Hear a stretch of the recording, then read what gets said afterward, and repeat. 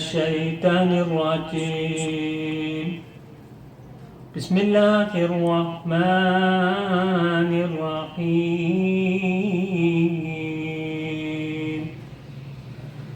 ولو أننا نزلنا إليهم الملائكة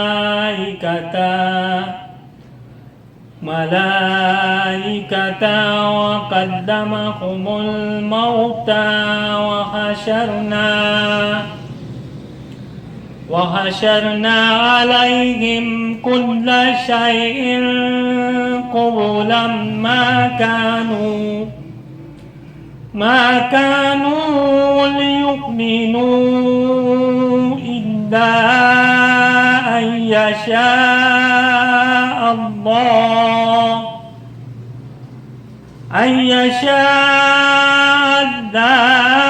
ولكن أكثرهم يجهلون. وكذلك جعلنا لكل نبي عدوا شياطين الإنس والجن يوحي بعضهم إلى بعض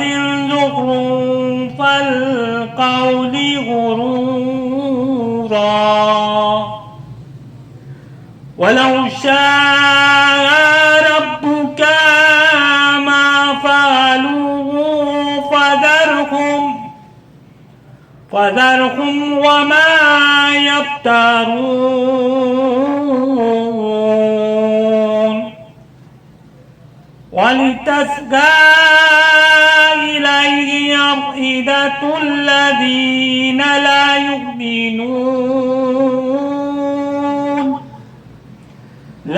يؤمنون بالآخرة وليرضوا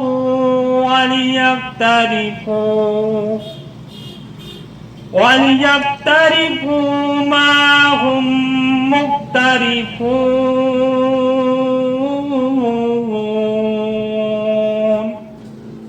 صدق الله العلي العظيم.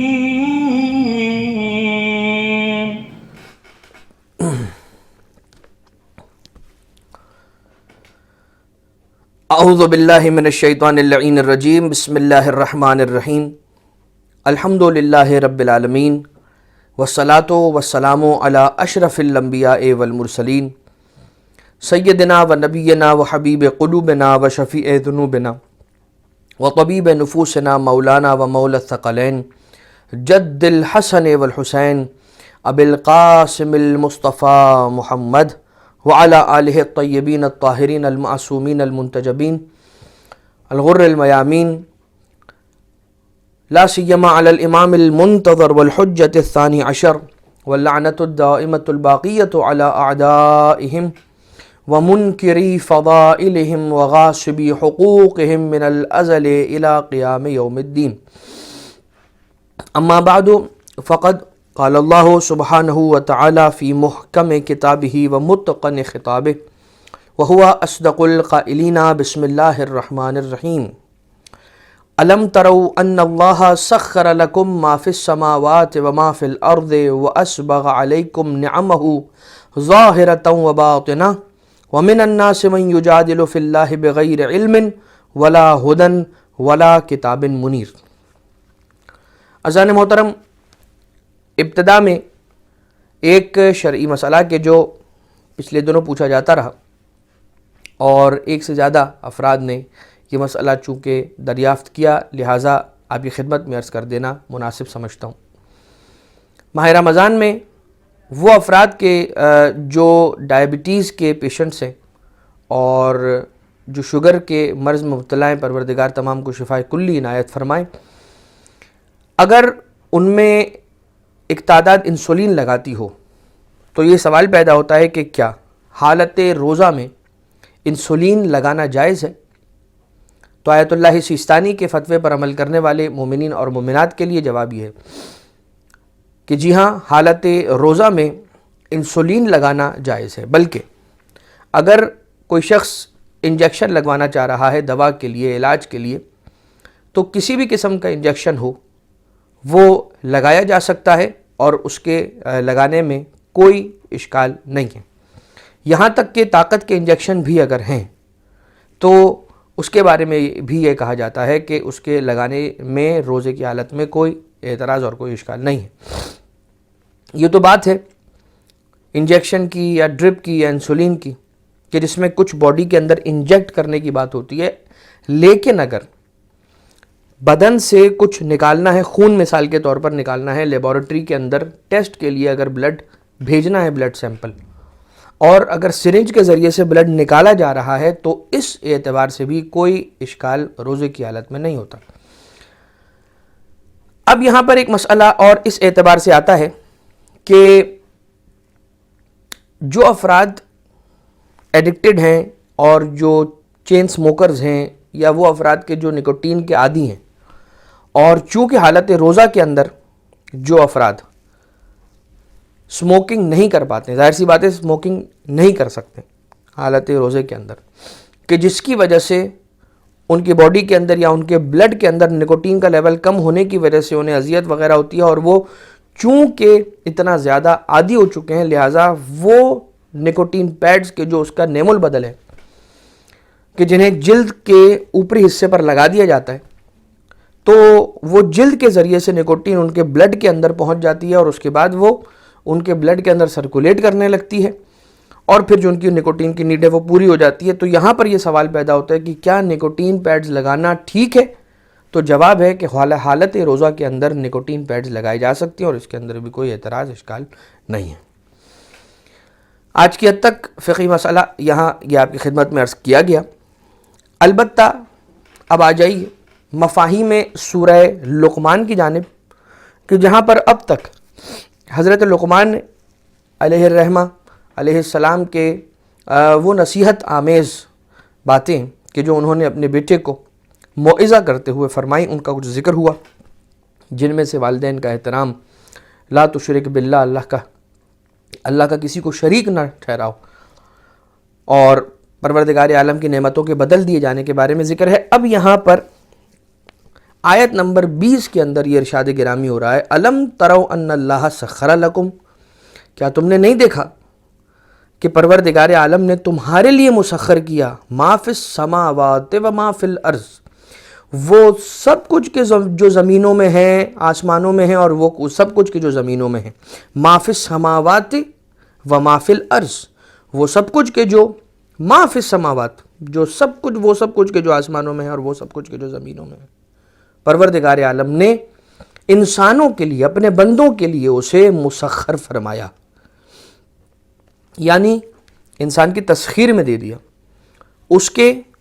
اختیار میں دے دیا۔ اب آپ دیکھیے سورج کے ذریعے سے انسان بجلی بناتا ہے، سورج کے ذریعے سے، سورج کی روشنی، سورج کی گرمی کے ذریعے سے انسان پلانٹیشن کرتا ہے، سورج کی گرمی کے ذریعے سے انسان بجلی بناتا ہے، سورج کی گرمی کے ذریعے سے انسان مریضوں کا علاج کرتا ہے، اور اب تو بہرحال وہ سٹڈیز آ رہی ہیں کہ انسان کے بدن کے اندر جو ایک بڑی ڈیفیشنسی ہے کہ جس کی وجہ سے انسان کے بہت سارے آج کل کے زمانے کے پرابلمز ریلیٹڈ ہیں، جو کہ وائٹامن ڈی کی ڈیفیشنسی ہے، اس کا بھی ایک علاج یہ بتایا جاتا ہے کہ سورج کے اندر اسے بٹھایا جانا۔ لہٰذا پروردگار عالم نے جو کچھ آسمانوں میں ہے اور جو کچھ زمینوں میں ہے اسے اپنے بندے کے لیے مسخر کر دیا۔ اب آپ دیکھیے زمین کے اندر پانی کے ذریعے سے انسان ونڈ ٹربائنز کو، واٹر ٹربائنز کو چلاتا ہے، ڈیم کا نظام دیکھیے، بجلی کے بنانے اور الیکٹریسٹی جنریشن کا ایک نظام دیکھیے آپ، کہ جو پانی کے ذریعے سے پیدا کیا جا رہا ہے اور پانی کے ذریعے سے چلایا جا رہا ہے۔ اس کے علاوہ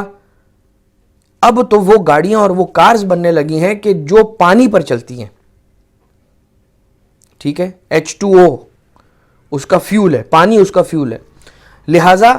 پروردگار عالم نے جو کچھ آسمانوں میں ہے اور جو کچھ زمینوں میں ہے وہ انسان کے لیے مسخر کر دیا، یعنی کہ یہ سمجھ لیجئے کہ سر تسلیم خم کیے ہوئے کائنات کی جو چیزیں ہیں وہ انسان کے سامنے کھڑی ہیں کہ مجھے استعمال کرو اور مجھے یوز کرو اپنے کاموں کے اندر۔ اب سوچئے کہ وہ ایک روٹی کے جو انسان کھاتا ہے، اس کے پیچھے پروردگار عالم کی اس کائنات کی کتنی نعمتیں چھپی ہوئی اور پوشیدہ ہیں۔ یہ روٹی جو نظر آنے میں ایک ہے، یہ صرف ایک روٹی نہیں ہے، یہ روٹی بھی ہے، یہ وہ کھاد بھی ہے کہ جو کھاد زمین پر ڈالی گئی، یہ زمین کے وہ منرلز بھی ہیں کہ جو منرلز اگر اس کے اندر نہ ہوتے تو کھاد کے ذریعے سے وہ بیج کے جو زمین کے اندر ڈالا گیا تھا وہ کبھی اگ کر پھل نہ دیتا۔ اس کے اندر وہ پانی بھی پڑا ہوا ہے کہ جس پانی نے کام کر کے اس فصل کو پیدا کرنے اور اسے بڑھانے اور اسے نرش کرنے کا کام دیا ہے۔ سورج کی تپش، منرلز، کسان کی محنت، وہ حیوان کے جو ہل چلانے کے لیے یوز ہو رہے ہیں ان کی محنت اور ان کا اس عمل کے اندر، اس پورے پروسیس کے اندر شامل ہونا، آپ گنتے چلے جائیے، سورج سے لے کر، پانی سے لے کے، کسان کی محنت سے لے کے، انسان کی محنت، حیوان کی محنت، زمین کی محنت، آسمان کی محنت، سورج کی محنت، ہوا کی محنت، پانی کی محنت، اور اس کے بعد پھر زمین کے اندر پوشیدہ وہ خزانے کے جو منرلز کہا جاتا ہے ان کے ذریعے سے اس کی پرورش ہو رہی ہے اور وہ بڑا ہو رہا ہے، اور اس کے بعد پھر وہ اس طرح کے سینکڑوں بیج اور مزید سینکڑوں گیہوں کے دانے دیتے ہیں کہ جن کو پیس کر انسان آٹا بناتا ہے اور آٹے کے ساتھ روٹی بناتا ہے، اور وہ ایک روٹی کہ جو انسان کھاتا ہے اس کے پیچھے سورج کی بھی محنت ہے، اس کے پیچھے پانی کی بھی محنت ہے، اس کے پیچھے انسان کی بھی محنت ہے، اس کے پیچھے حیوان کی بھی محنت ہے، اس کے پیچھے زمین کے چھپے ہوئے خزانوں کی بھی محنت ہے، اور ایک اس روٹی کے لیے پروردگار عالم نے ان ساری کائنات کی چیزوں کو خدمت انسان میں لگا دیا، اور اس کے بعد جب اطاعت پروردگار کرنے کی باری آتی ہے تو انسان کہتا ہے کہ یہ دین آؤٹ ڈیٹڈ ہو چکا ہے، یہ دین دقیانوسی دین ہو چکا ہے، نعوذ باللہ من ذالک۔ اس کی جو ٹیچنگز ہیں اور اس کی جو باتیں ہیں وہ ہمارے دور کے لیے نہیں ہے، نعوذ باللہ۔ لہٰذا پروردگار عالم کی نعمتوں کو انسان یاد رکھے، اس کی نعمتوں کو ہرگز فراموش نہ کرے،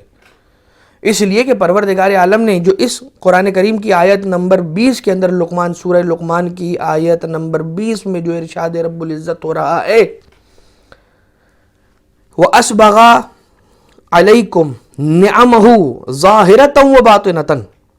اور پروردگار عالم نے تمہارے لیے نعمتوں کو بھر دیا ظاہرتاً و باطنتاً، ظاہری نعمتیں اور باطنی نعمتیں۔ کیا ہے ظاہری نعمتیں اور کیا ہے باطنی نعمتیں، اس طرف آتے ہیں انشاءاللہ روایات ائمہ معصومین علیہ السلام کی روشنی میں، لیکن اس سے قبل نعمت کیا ہے؟ نعمت ابھی انسان نہیں تھا اور ہوا، یہ نعمت ہے۔ نعمت وجود سے پروردگار عالم نے انسان کو سرفراز فرمایا، محبت کرنے والی ماں دی، شفقت کرنے والا، خیال رکھنے والا، کفالت کرنے والا باپ عطا کیا، پہننے کے لیے لباس عطا کیا، سانس لینے کے لیے ہوائیں چلائیں، پیاس بجھانے کے لیے پانی بنایا، بھوک مٹانے کے لیے اناج اگایا، اور اس کے بعد علم عطا کرنے کے لیے استاد، شریعت پہنچانے کے لیے انبیاء اور ائمہ علیہ السلام عطا کیے، اور اس کے بعد اگر کہیں پر ڈگمگا رہا ہو اور گرنے والا ہو تو اپنی رحمت کو ہمہ وقت تیار رکھا کہ جہاں بندہ اپنے خدا کو جس موقع مشکل پر بلائے گا فوراً اللہ کی رحمت اس کی مدد کو پہنچ جائے گی، اور اللہ کی رحمت کا نام ہے ذات علی ابن ابی طالب علیہ السلام۔ پروردگار عالم کے کرم کا نام ہے ذات علی ابن ابی طالب علیہ السلام۔ پروردگار عالم کی مدد کا نام ہے ذات علی ابن ابی طالب علیہ السلام، کہ جو شخص ناد علی کا سہارا لیتا ہے وہ شخص کبھی بھی لڑکھڑا کر گرتا نہیں ہے۔ لہٰذا یاد رکھیں اس بات کو کہ اس کی نعمتیں ظاہری طور پر بھی انسان تک پہنچی ہیں، باطنی طور پر بھی انسان تک پہنچی ہیں اس کی نعمتیں۔ اللہ تعالیٰ نے انسان کو ہر نعمت عطا کی ہے۔ کون سی ایسی نعمت ہے کہ جو اللہ نے اپنے بندے کو نہ دی ہو؟ لیکن مسئلہ یہ ہے کہ ہم نعمتوں کے اندر گرے رہتے ہیں ہر وقت، دن ہو یا رات، صبح ہو یا شام، سفر ہو یا حضر، انسان اللہ کی نعمتوں میں ایسے گرا ہوا ہے کہ اسے اندازہ بھی نہیں ہوتا کہ بڑے بڑے کام کرنے کے لیے وہ اللہ تعالیٰ کی نعمتوں کا استفادہ کر کے آگے بڑھ جاتا ہے، لیکن توجہ نہیں ہوتی اس کی اس طرف۔ آپ ایک چھوٹی سی مثال لے لیجئے، یہ انگوٹھا، اگر خدا نہ خواستہ اس انگوٹھے کو کچھ ہو جائے یا اس پر اللہ نہ کرے زخم لگ جائے یا یہ کام کرنے کے قابل نہ ہو وقتی طور پر خدا نخواستہ، تو آپ محسوس کریں گے کہ جب تک اس پر پٹی بندھی ہوئی ہے تب تک آپ ان 4 انگلیوں سے بھی وہ کام نہیں کر سکتے جو اس ایک انگوٹھے کے ذریعے سے کر سکتے ہیں. یعنی کہ یہ 4 انگلیاں کام کی نہیں ہیں اگر یہ انگوٹھا ساتھ میں نہ ہو. اگر یہ انگوٹھا آپ کے پاس نہیں ہے تو آپ سوچئے پتیلا اٹھائیں، تصور کے اندر ایک پتیلا اٹھائیں، تصور کے اندر شرٹ کا بٹن بند کریں، تصور کے اندر پین اٹھائیں بغیر انگوٹھے کے. کیسا آپ محسوس کریں گے؟ ایسا لگے گا کہ بہت اہم جز نہیں ہے، اس لیے کہ ہر جگہ پہ یہ کام کرتا ہے انگوٹھا. بڑی سے بڑی انسان وزنی چیز اٹھانے کے لیے 4 انگلیوں کا استعمال صرف کرے گا تو کام نہیں، اگر اس کو تھم کا سپورٹ نہیں ہے، انگوٹھے کا سپورٹ اگر نہیں ہے. ٹھیک ہے، آپ ریموٹ اٹھا کر چینل چینج نہیں کر سکتے اگر آپ کا تھم نہیں ہے. اللہ نہ کرے پروردگار ہم سب کو سلامت رکھے، اہل بیت اطہار کے چاہنے ماننے والوں کو طاقت،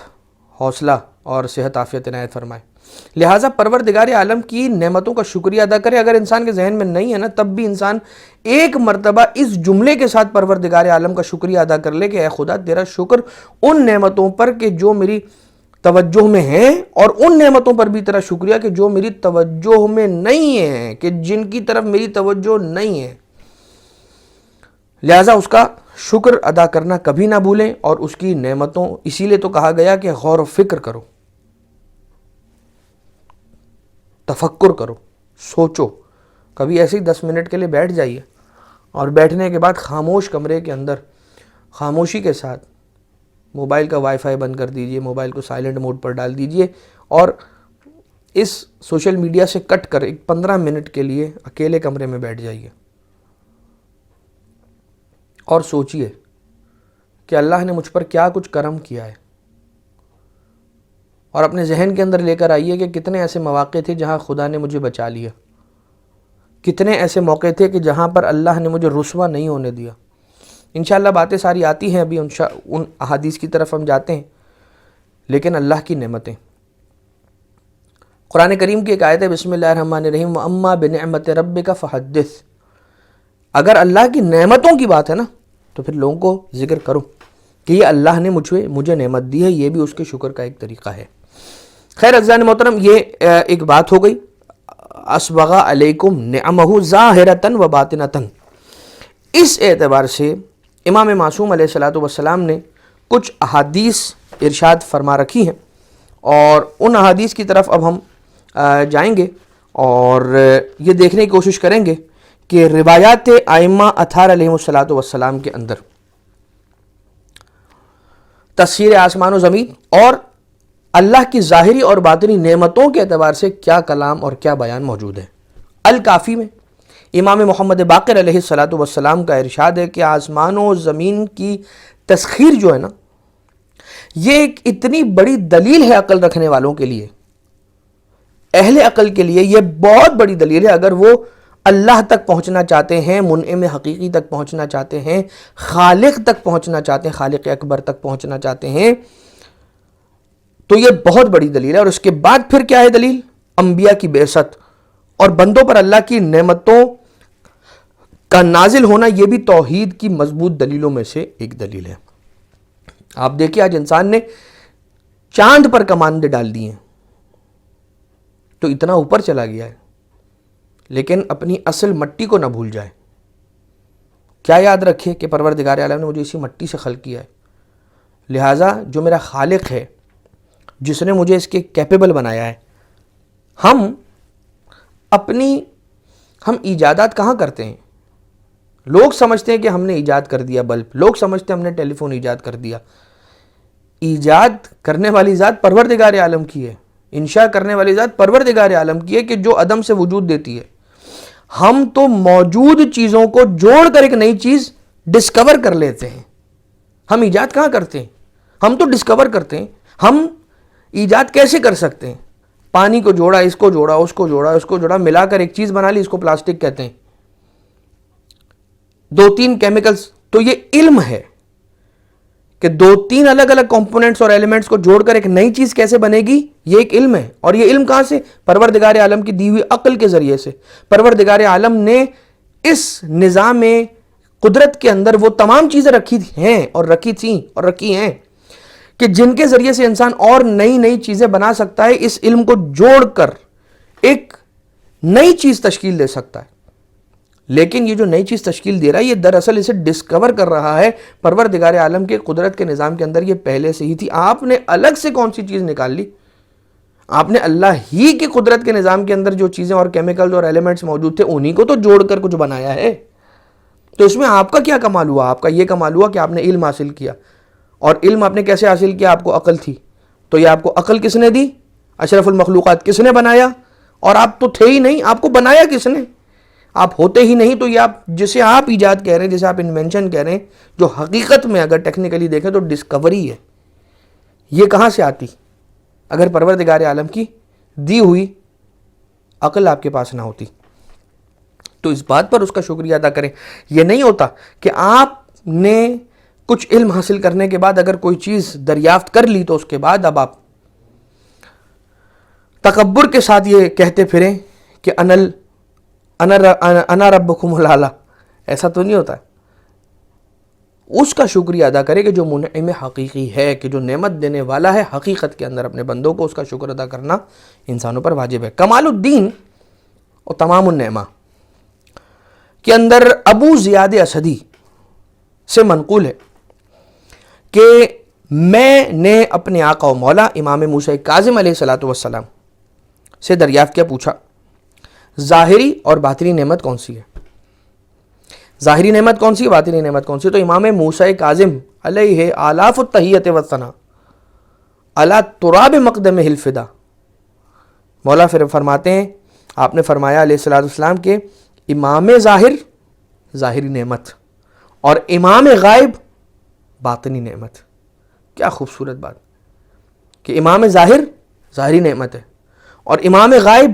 باطنی نعمت ہے. یہاں پر پروردگار عالم نے اسبغ علیکم نعمہ ظاہرۃ و باطنۃ کے اندر یہ مراد رکھی ہے امام علیہ السلام کی تعویل کے مطابق کہ امام ظاہر جو ہے وہ ظاہری نعمت ہے اور امام غائب جو ہے وہ باطنی نعمت ہے.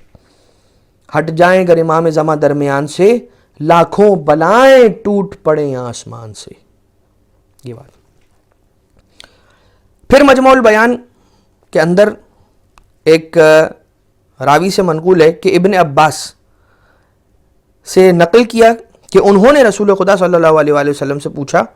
کہ ظاہری اور باطنی نعمتیں کون سی ہیں؟ تو حضرت صلی اللہ علیہ وآلہ وسلم نے ارشاد فرمایا کہ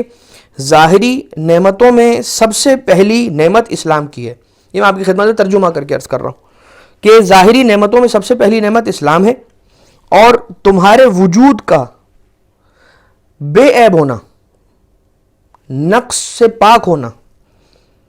یہ ایک نعمت ہے. اور خدا نے تمہیں جو رزق دیا ہے وہ بھی ظاہری نعمتوں میں سے ایک نعمت ہے. اور باطنی نعمت یہ ہے کہ برے اعمال کی پروردگار عالم نے پردہ پوشی کی. یہ باطنی نعمت ہے، چھپی ہوئی نعمت. اور پروردگار عالم نے تمہیں دنیا میں رسوائی سے بچایا. ابن عباس پھر رسالت میں ارشاد فرماتے ہیں، اے ابن عباس، مومن کو پروردگار عالم نے 3 ایسی باتیں عطا کی ہیں جو اس کا حق نہیں تھا، جو اس کا استحقاق نہیں بنتا تھا، پروردگار عالم نے وہ اسے عطا کی ہے. نمبر 1، اعمال ختم ہو جانے کے بعد، زندگی ختم ہو جانے کے بعد،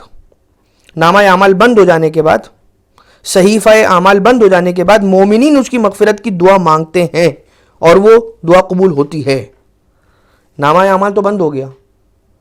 لیکن ابھی بھی ایک دروازہ کھلا ہے کہ اگر مغفرت،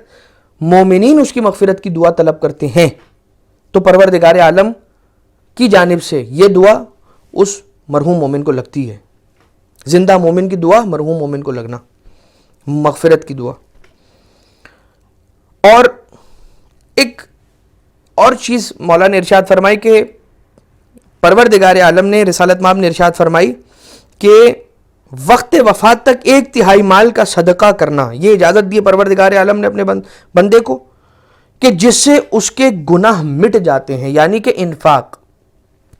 اور 1/3 مال کا صدقہ کر دینا، یعنی 1/3 مال کے اندر اس کو وصیت کرنے کی اجازت ہے کہ چاہے تو کر سکتا ہے. بندہ خدا کے اندر، بندگان خدا کے اندر اسے صدقہ کر سکتا ہے جس سے اس کے گناہ مٹ جائیں گے۔ اور نمبر 3 کہ پروردگار عالم نے فرمایا کہ میں نے اس بندے کی پردہ پوشی کی ہے اور اسے لوگوں میں رسوا ہونے سے بچا لیا ہے۔ خیر، پروردگار عالم اگر ہمارے برے اعمال ظاہر کر دیتا تو جیسا کہ روایتیں بیان کرتی ہیں کہ گھر والے اس سے نفرت کرتے، اس کے والدین اسے گھر سے نکال دیتے، اس کے اہل و عیال، اور لوگ اس سے نفرت کرنے لگتے اگر اس کے اعمال لوگوں کے سامنے آ جاتے، برے اعمال۔ اب آ جائیے ایک عمالی کے اندر شیخ الطائفہ شیخ طوسی رحمۃ اللہ تعالی علیہ کی ایک حدیث ملتی ہے۔ ابن عباس اور جناب جابر بیان کرتے ہیں کہ ایک دفعہ مسجد نبوی کے اندر بیٹھے ہوئے تھے اور رسالت مآب صلی اللہ علیہ وآلہ وسلم تشریف فرما تھے اور صحابہ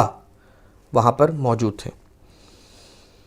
اور روایتوں کے اندر اصحاب کے نام بھی موجود ہیں۔ میں اختصار کے لیے بات کو طولانی نہیں کر رہا۔ حضرت نے فرمایا کہ خدا نے مجھے حکم دیا ہے کہ تمہیں اس کی نعمتوں کی یاد دلاؤں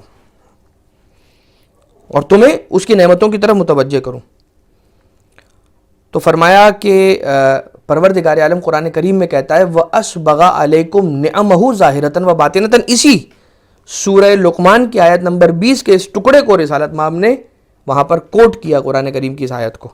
کہ وَأَسْبَغَ عَلَيْكُمْ نِعَمَهُ ظَاهِرَةً وَبَاطِنَةً۔ یہ پروردگار عالم ارشاد فرماتا ہے قرآن کریم کے اندر۔ تو اب رسالت مآب نے دروازے کو کھولا، ایک باب کو کھولا اور کہا کہ اب تم یہ بتاؤ، خود سوچ کر اپنے ذہن سے سوچو اور مجھے بتاؤ کہ پروردگار عالم نے تم لوگوں کو اپنی کون کون سی نعمتوں سے مالا مال کر رکھا ہے۔ اب وہ جتنے اصحاب وہاں پر بیٹھے تھے تو وہ سوچنے لگے، سر جوڑنے لگے، غور و فکر کرنے لگے اور خاموش ہو گئے کچھ دیر کے لیے، اور سوچ کر انہوں نے جواب دیا۔ اب کسی نے کہا کہ پروردگار عالم نے بڑی نعمتیں دی ہیں ہمیں، زوجہ کی نعمت دی ہے، ازواج کی نعمت دی ہے، اولاد کی نعمت دی ہے، رزق دیا ہے، لباس دیا ہے، روزی دی ہے، وغیرہ وغیرہ۔ اب جب صحابہ نے اپنا جواب دے دیا تو رسالت مآب متوجہ ہوئے کائنات کے امیر،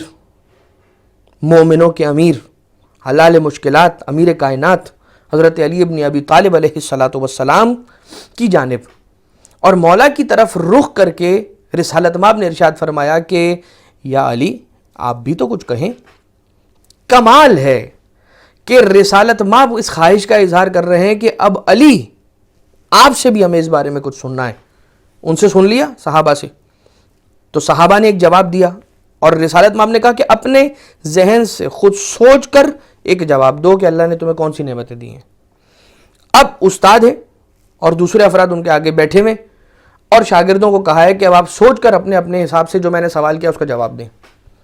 یہ کبھی کبھار استاد کا طریقہ ہوتا ہے کہ اپنے کلاس کے اندر ایک ایسا سٹوڈنٹ ہوتا ہے کہ جو بڑا ہونہار سٹوڈنٹ ہوتا ہے، لیکن جو ہونہار ہوتا ہے نا، اپنے بلبوتے پر جو ہونہاری کا مظاہرہ کرتا ہے اور جو واقعاً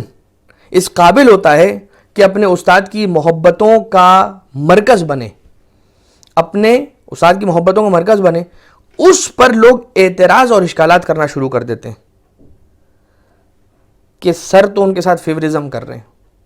سر کا تو وہ بہت فیوریٹ ہے، حالانکہ وہ یہ نہیں دیکھتے کہ اس میں ایسی کیا بات ہے، اس کی اپنی قابلیت کیا ہے کہ جس کی وجہ سے۔ اب دیکھیں جہاں پر فالس اور غلط بیجا فیوریزم ہو رہا ہے، میں اس کی بات نہیں کر رہا، میں ایک آئیڈیل سچویشن کی بات کر رہا ہوں۔ یہاں پر رسالت مآب نے پہلے اصحاب سے لے لیا جواب، اور اب مولا کائنات علیہ السلام کی طرف متوجہ ہوئے اور متوجہ ہو کر کہا یا علی اب آپ بھی تو کچھ بتائیں، آپ بھی تو کچھ بیان فرمائیں، تاکہ دونوں جوابات آ جائیں اور یہ بات ریکارڈ ہو جائے تاریخ کے اندر۔ اور اس کے بعد اگر کوئی شخص یہ کہے کہ علی کو کس وجہ سے فوقیت حاصل ہے، تو بہت ساری دلیلوں میں سے، ہزاروں کروڑوں دلیلوں میں سے ایک دلیل یہ بھی آپ پیش کر سکیں کہ یہ دیکھو، دونوں کے جوابات سے، دونوں صنف کی جوابات سے آپ کو پتہ چل جائے گا کہ کون ہے کہ جو علم کے اعتبار سے، معرفت خدا کے اعتبار سے بلند ہے۔ ان کا جواب بھی آپ نے سنا اصحاب کا، اور مولا کائنات علیہ السلام کا جواب بھی سنا۔ آپ دونوں جوابات کو کمپیئر کر لیجئے اور اس کے بعد یہ بتائیے کہ کون ہے کہ جو منزلت اور شرف میں بلند تر ہے۔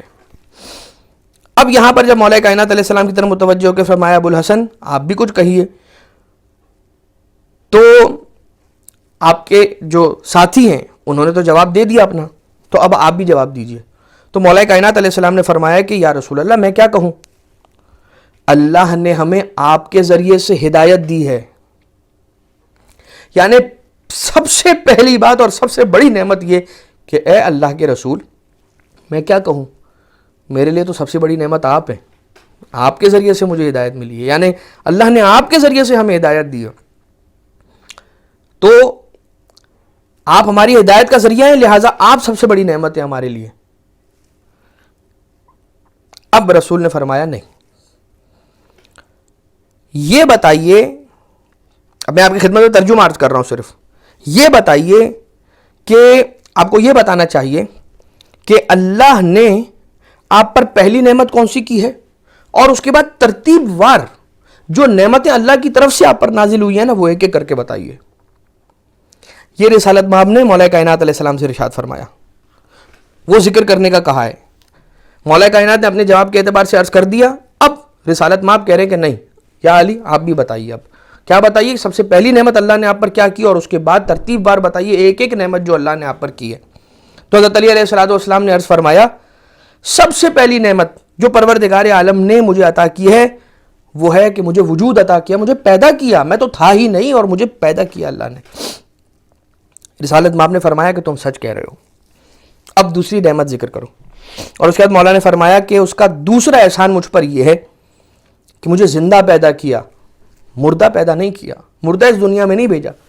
مجھے پروردگار عالم نے زندہ حالت میں بھیجا اس دنیا کے اندر۔ رسالت میں مآب نے فرمایا کہ تم نے بالکل درست کہا، صحیح کہا، اب تیسری نعمت بیان کرو، اور پھر مولا نے فرمایا کہ تیسری نعمت پروردگار عالم کی مجھ پر یہ تھی کہ اس نے مجھے اچھی شکل و صورت دے کر اس دنیا میں بھیجا، یہ اس کا کتنا بڑا احسان ہے۔ ما غرک بربک الکریم الذی خلقک فسواک فعدلک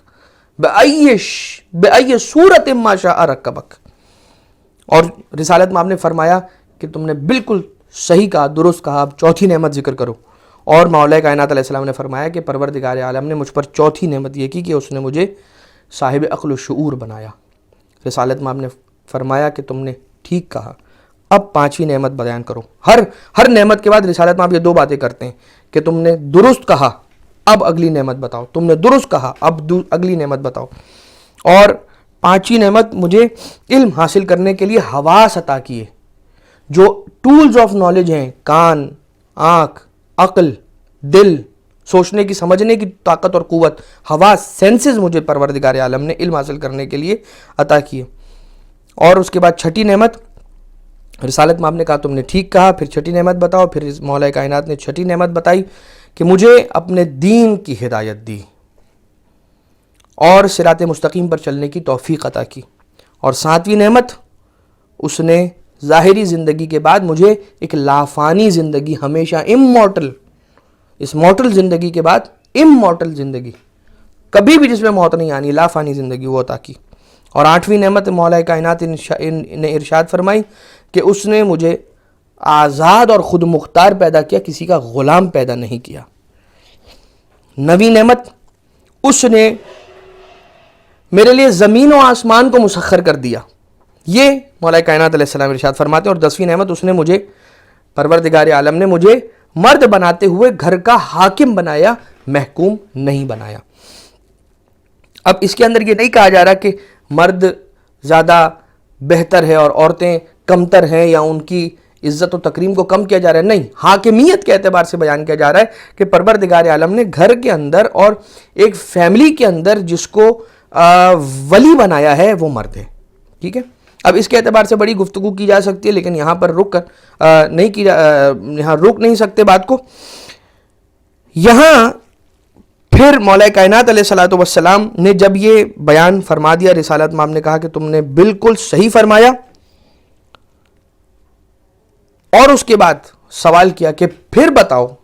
کہ اس کے بعد پھر اللہ نے تم پر اور کون سی نعمت نازل کی ہے۔ تو عرض کیا کہ یا رسول اللہ، خدا نے مجھ پر اتنی نعمت عطا کی ہے کہ لا تحصا، کہ جنہیں شمار نہیں کیا جا سکتا۔ اور اس کے بعد یہ جواب سنا، رسالت مآب خوش ہوئے اور کہنے لگے کہ اے ابوالحسن تمہیں یہ علم و حکمت مبارک ہو، یعنی تم اہل ہو اس علم و حکمت کے. یہ تو جانتے ہیں رسالت میں آپ کیوں کہہ رہے تمہیں یہ علم و حکمت مبارک ہو، مطلب تم اہل ہو. میں ساری دنیا کو جہاں تک یہ حدیث جس زمانے میں بھی پہنچے گی بتانا چاہتا ہوں کہ علم و حکمت تو علی ابن ابی طالب کے پاس ہے. اصحاب نے بھی ایک جواب دیا، لیکن اصحاب کے جواب پر رسالت مآب نے یہ عرض نہیں کیا کہ تم سب کو علم و حکمت مبارک ہو. کیا جواب دیا ہے؟ کہ عالی شان معرفت کا بیان کیا؟ نہیں. مولا کائنات علیہ الصلوۃ والسلام نے کتنا گہرا جواب دیا، اور اس کے بعد رسالت مآب نے کہا کہ یہ علم و حکمت تمہیں مبارک ہو. اور میرے بعد میری امت جن امور میں اختلاف کرے گی تو تم ہی ان اختلافات کا حل پیش کرنے والے ہو اے علی ابن ابی طالب. اس کے بعد جو تجھے دین کا ہادی مانتے ہوئے میری محبت رکھے گا، رسالت مآب ارشاد فرماتے ہیں کہ جو میری محبت رکھے گا نہیں کہا، اس کے ساتھ جوڑ دی ایک کنڈیشن، اور یہ کنڈیشن ڈال دی کہ اگر تجھے اپنا ہادی اور امام مانتے ہوئے، یعنی اس کے ایمان کا یہ حصہ ہوگا کہ میرا امام علی ابن ابی طالب علیہ الصلوۃ والسلام رسالت مآب کے فوراً بعد بلا فصل اور پھر میری محبت کو اپنے دل میں رکھے تو اور تیرے راستے پر چلے تو وہ صراط مستقیم پر گامزن رہے گا. اور جو تجھ سے جدا ہو جائے گا اور تیرا بغض رکھے گا اور تجھ سے نفرت رکھے گا، تو جب وہ خدا کی بارگاہ میں پہنچے گا تو اس کے ہاتھوں میں کچھ نہیں آئے گا، اسے کچھ حاصل نہیں ہوگا. بس عزیزان محترم، آج کی حد تک نعمت کا بیان. اور جب سوال کیا گیا نعمتوں کے اعتبار سے کہ سب سے بڑی نعمت کون سی ہے، تو مولا امام جعفر صادق علیہ الصلوۃ والسلام نے فرمایا کہ وہ نعمت ثم لتسألن یومئذ عن النعیم کی آیت کی تفسیر کے اندر جو نعمت کا ذکر ہے کہ اللہ جس کا سوال کرے گا وہ نعمت ولایت علی ابن ابی طالب علیہ الصلوۃ والسلام ہے کہ جس کے پاس یہ نعمت نہ ہوئی، پروردگار عالم سوال کرے گا کہ اتنی بڑی نعمت میں نے اتاری تھی، تم نے اس کا کفران کیوں کیا. بس عزیزو، یہ ایک ایسا پوائنٹ ہے، یہ ایک ایسا مسئلہ ہے کہ جس پر مولا حسین ابن علی علیہ الصلوۃ والسلام تک کی قربانی ہے. آقا حسین علیہ السلام نے توحید کو بچایا، آقا حسین نے اپنی جان توحید پر قربان کی، اور جتنے اصحاب امام حسین علیہ السلام ہیں انہوں نے اپنی جان حسین ابن علی پر قربان کی. اور جتنے باوفا انصار ہیں، اصحاب ہیں، اولاد ہیں، جوان ہیں، سارے کے سارے کام آ گئے امام حسین علیہ الصلوۃ والسلام کے اس قربانی کے موقع پر. لیکن عزیزان محترم، ایک حبیب ابن مظاہر ایسے ہیں کہ جن کو مولا حسین علیہ السلام نے خط لکھ کر کوفہ سے بلایا ہے، اور جب جناب حبیب ابن مظاہر آئے ہیں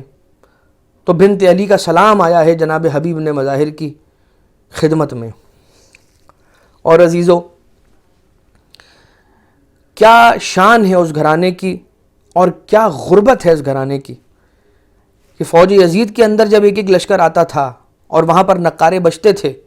تو بنت علی کا دل تڑپ جاتا تھا. اب سوچئے کہ دل بنت علی جب خوش ہوا ہے، دل بنت علی کو جب مسرت حاصل ہوئی ہے، یہ کون سا موقع ہے جب جناب حبیب نے مظاہر ہیں، کیا دعائیں لگی ہوں گی جناب حبیب نے مظاہر کو. لیکن عزیزان محترم، جناب حبیب نے مظاہر اپنی جگہ پر ہیں. جون غلام حبشی مولا حسین علیہ السلام کے اصحاب اور انصار میں سے ایک ایسا ناصر ہے کہ جب ایک مرتبہ مولا جون کے سرانے گئے ہیں ان کا لاشا اٹھانے کے لیے، ان کو اٹھا کر لے کر آنے کے لیے میدان قتل گاہ سے، تو ایک مرتبہ مولا حسین علیہ السلام نے جون کا سر اپنے زانو پر رکھا. جیسے جون کا سر اپنے زانو پر رکھتے ہیں تو ایک مرتبہ سر کو ہٹا دیا. کہا مولا نہیں، میں غلام ہوں، مولا کیا میری قربانی قبول ہوگی یا نہیں ہوگی؟ مولا میرا رنگ سیاہ ہے، میرے خون سے بدبو آتی ہے. اور اس کے بعد مولا حسین علیہ الصلوۃ والسلام نے اپنا دست مبارک جناب جون پر پھیرا، اور اس کے بعد ایسی خوشبو لہو سے آتی تھی جناب جون کے کہ جو میدان کربلا کے اندر پھیل گئی تھی. میرا سلام ہو، ان لاکھوں کروڑوں سلام ہو ان با وفا بے مثال اصحاب امام حسین علیہ الصلوۃ والسلام پر کہ جنہوں نے اپنی جانوں کا نذرانہ مولا حسین علیہ الصلوۃ والسلام کی خدمت میں واری کیا، اور جو آقا حسین علیہ السلام پر قربان ہوئے. پروردگار عالم سے دعا کرتے ہیں کہ بار الہ تجھے واسطہ محمد و آل محمد کا، جیسا اہل بیت اطہار علیہ السلام چاہتے ہیں ویسا بننے کی ہم سب کو توفیق عنایت فرما۔ اے خدا امام زمانہ علیہ السلام کے ظہور میں تعجیل فرما، ہمیں امام کے اعوان و انصار میں شمار فرما، اور اپنے گھروں کے ماحول کو امام کی تعلیمات کے مطابق ڈھالنے کی ہم سب کو توفیق عنایت فرما۔ امام زمانہ علیہ السلام کے صدقے میں اس وبائی مرض سے تمام امت محمدیہ کو محفوظ فرما، اور اے خدا امام کے صدقے میں ہمارے مرحومین کی قبروں پر اپنی رحمتوں کی بارش کو نازل فرما۔ بار الہ امام کے ظہور میں تعجیل فرما، ہمیں امام کے اعوان و انصار میں شمار فرما۔ ربنا تقبل منا انکا انت السمیع العلیم وتب علینا انکا انت التواب الرحیم بجاہ محمد و آلہ الطیبین الطاہرین۔ بسم اللہ الرحمن الرحیم۔ سورہ فاتحہ کی گزارش ہے مرحوم غلام حسین جاپان واشنگ والا، رضا حسین غلام حسین جاپان واشنگ والا، زینب بھائی زوجہ غلام حسین جاپان واشنگ والا، فاطمہ بھائی حاجی بھائی، حسن علی، نشاط نورانی، اشرف النساء بنت بچو بھائی، غلام حسین شریف، فاطمہ بھائی، محمد علی، سید حسن نواب، زہرا بھائی، غلام حسین، غلام علی، رحمت اللہ، انور علی، ضیاء جامنہ گری، اللہ رکھا بھائی، منور علی، غلام علی، شبیر حسین، محمد حسین، سغرا بھائی بنت نظر علی، نرگس بان خاتون بنت نظر علی، حسینہ بھائی، فدا حسین، امینہ بھائی، اللہ رکھا، صابرہ بھائی بنت عبدالحسین، اشرف النساء بنت راجن پردان، زرینہ بھائی، غلام حسین، بندے خدا کے مرحومین، مرحوم اکبر علی، معصوم علی اکبر علی وزیر، روشن بانو، محمد علی گیلانی، حسین علی علادین پوناوالا، زرینہ بھائی فاضل، رقیہ بھائی، محمد علی یاور مہدی، حسین علی پوناوالا، فاطمہ بھائی، رجب علی امیری، محمد رضا، مختار علی راجانی، انور علی حبیب کانانی، یوسف علی حبیب کانانی، عبدالحسین حبیب کانانی، حسین علی حبیب کانانی، جینا بھائی زوجہ حبیب بھائی، رقیہ بھائی جیون، اکبر علی سومانی، انور علی سومانی، منصورہ زوجہ انور سومانی، حمیدہ بھائی نظر علی، زیرہ بھائی مامدانی، شبیر علی خوجہ، پیر بھائی بھیم جی، غلام علی پیر بھائی، عبدالرسول پیر بھائی، مریم بھائی نور محمد، شیرین بھائی نور محمد، شیروانو پیر بھائی، اول بھائی زوجہ پیر بھائی، زیرہ بھائی بنت محمد علی والجی، سکینہ بھائی زوجہ پیر بھائی، شاکر حسین غلام حسین، خیر النساء بنت فدا حسین، زوجہ شاکر، محمد حسین غلام علی، محمد علی رحمت اللہ پیر بھائی، سجاد حسین محمد علی رحمت اللہ، نور محمد راجپر، رمضان علی نور محمد، شعبان علی نور محمد، علی رضا ہاشم اور کریم عبدالکریم والجی، منیرہ بنت پیار علی، سراج عبدالرسول، بچو علی ملجم مامدانی، زینب بھائی بنت سلیمان، شہبانو رحمت اللہ، فدا حسین کھوجا، نور بانو زوجہ فدا حسین کھوجا، رفیق احمد کھوجا، فاطمہ بھائی جیراد، نسیم صادق علی، دلشاد کھوجا، راولیہ فیملیہ کے مرحومین، فاطمہ بی بنت احمد علی، فدا حسین نور محمد حیمانی، محمد فاطمہ بھائی بنت غلام حسین، کریم بھائی فاضل، فاطمہ بھائی علی بھائی، علی حسین کرمانی، حسن علی مہر علی، غلام علی حسن علی، ریاض حسین حسن علی حیمانی، گل بانو اور حیمانی فیملی، حاجی وزیر علی ابراہیم میوا والا اور رشتہ دار مرحومین، نرگس بانو بنت یوسف علی، غلام حسین مربی والا اور رشتہ دار مرحومین، محمد رضا مربی والا اور شہدائے ملت، نور محمد دالا افریقہ والا، کلثوم بھائی بنت جعفر، رضوان علی، امیر علی، حبیب قاسم منوری، حیدر علی حبیب قاسم منوری، محمد حسین، بہادر علی بھجانی، زہرا خاتون، کرم علی نایانی، یوسف علی مرچن، سریہ سلطانہ مرچن، علی رضا محسن علی بھجانی، قمر النساء محمد حسین، شعبان علی دامجی، شیربانو محمد علی لونگیا والا، فضل بھائی مولدینہ، شیربانو علی محمد، سکینہ بھائی دامجی اور شیرین شمیم فاضل، امیر علی علی بھائی، محبوب علی، امیر علی، طاہرہ بنت اکبر علی، علی حسین اکبر علی، نور محمد، کرم علی، سکینہ بھائی حسن علی، زبار حسین محمد حسین، برکت علی نور محمد، نثار علی نور محمد، گلشن بانو اکبر علی، انصار حسین روشن علی، دلاور حسین روشن علی، گلبانو بنت نور محمد، کنیز بنت رمضان علی، محمد حسین رمضان علی فقیر محمد، سغرا بھائی بنت موسیٰ، اکبر علی فقیر محمد، امینہ بھائی اکبر علی، زرینہ بھائی اکبر علی، کلثوم بھائی اکبر علی، رجب علی نظر علی، حسین علی بندے علی، فاطمہ بھائی بنت فاطمہ زہرا بنت سمیہ، فدا حسین قاسم علی، سغرا بھائی خان محمد، علی اکبر فدا حسین راجانی، علی حسین فدا حسین راجانی، قاسم علی قمر الدین وکیل، سکینہ بھائی جعفر علی وکیل، شمیم بنت اللہ رکھا، رجب علی سومجی اور رشتہ دار مرحومین، حیدر علی محسن، معصومہ اللہ رکھا، احمد علی حاجی جیراج،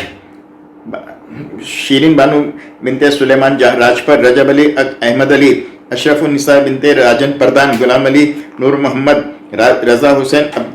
محمد علی ڈایا، اکبر علی حاجی والجی اور ان کی زوجہ شمیم جعفر صادق، وسرام اور ان کے رشتہ دار مرحومین، قاسم علی کرمانی اور ان کی زوجہ، محمد حسین بالو بھائی اور ان کی زوجہ سلمہ محمد حسین بالو بھائی، تمام علماء عزام مرحومین، تمام مراجعین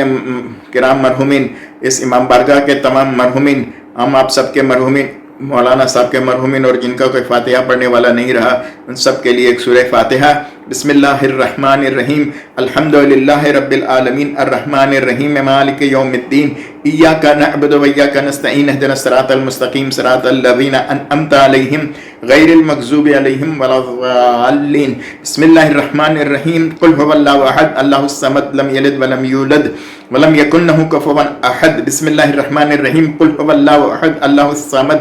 لم یلد ولم یولد ولم یکن لہ کفوا احد۔ بسم اللہ الرحمن الرحیم، قل هو اللہ احد اللہ الصمد لم یلد ولم یولد ولم یکن لہ کفوا احد۔ ان اللہ وملائکتہ یصلون علی النبی یا ایھا الذین آمنوا صلوا علیہ وسلموا تسلیما۔ اللہم صل علی محمد وآل محمد۔